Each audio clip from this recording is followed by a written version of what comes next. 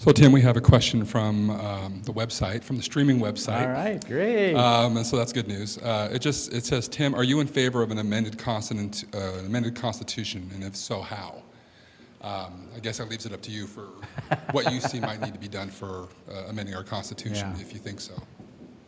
Well, I definitely believe we need to take a look at our Constitution and make it our own. You know, as I've reviewed our Constitution, as I've reviewed other constitutions from other tribes, you know, ours is the cookie cutter Constitution that was given, you know, back when it was created by the BIA.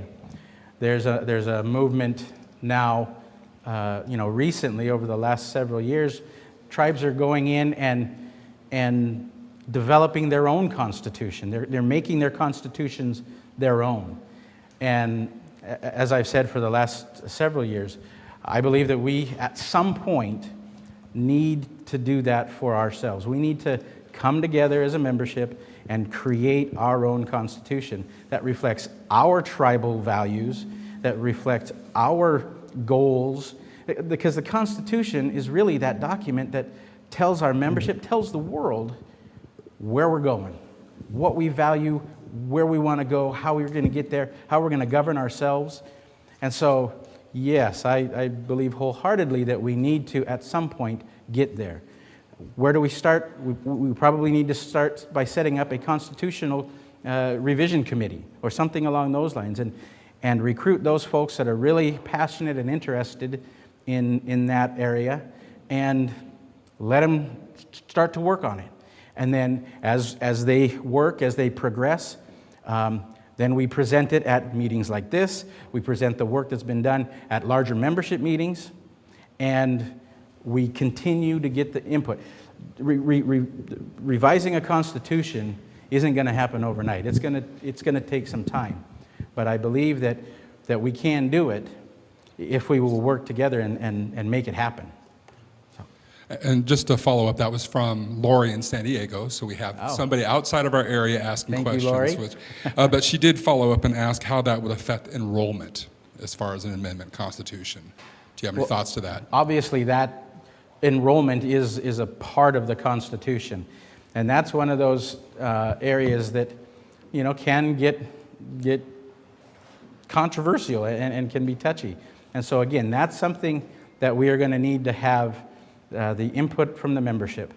You know, at the way it is now, if you're born to an enrolled Puyallup, you're a member. And so, you know, that's the way it is right now. If that's going to change, I think, you know, before we would change that, we would need to get a very strong feedback from the membership. So I just had, I guess, a question and a comment on the amended Constitution. Does a constitutional revision committee have to be implemented by council, or can the membership just start rallying troops and start working on it? I think that can be organized by the membership if we want it to be, or we can have the council get behind it. One of the things about having the council behind it is, if they're behind it, then they can get it set up and get the constitutional amendment done fairly quickly, you know. So, but absolutely, I think our membership has the right to gather. We have the right of association, theoretically, and so, you know, if we want to get together and meet on these types of issues, absolutely. We're doing it tonight. This is exactly the type of thing that we can do as members.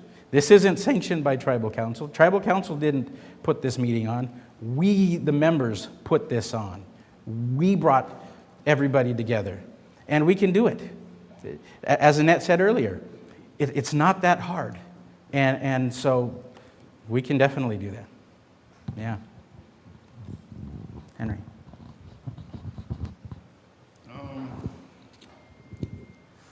Now, when we talk about, you know, Constitution, it sounds, you know, rather just in general something that we should do. But then when it comes down to enrollment, I get a little bit scared of that there. It's happened here a couple times during the time I've served here sometimes. I mean, ousting of tribal members or you know, that happens. There's been efforts of that nature within our tribe. But I mean, what is going on within other tribes also, especially when money comes about. I believe there's a tribe up north of us here that ousted a couple hundred or something like that there.